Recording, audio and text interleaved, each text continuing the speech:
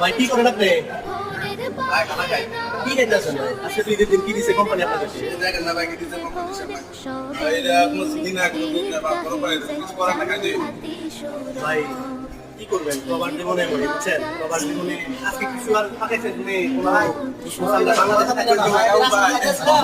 সমস্যা বাড়িতে সমস্যা মনে করেন আপনি প্রতিদিন মাছের জমিতে খাবো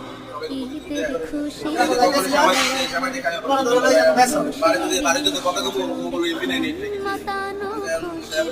কিন্তু তারপরে তারা কন্ট্যাক্ট করে না নিজেদের খাওয়া পাওয়া বিসর্জন দিয়েও তারা সবসময় চেষ্টা করে যে আমরা যেভাবে বাংলাদেশে আমাদের এই ফ্যামিলির জন্য রেমিটেন্স পাঠাতে পারি এটাই সবসময় চেষ্টা করে ঠিক আছে কি খাবেন ঠান্ডা খাবেন আচ্ছা ঠিক আছে ভাই ওকে ভাই সমস্যা নাই আপনাকে একটা ঠান্ডা খাওয়ানো হবে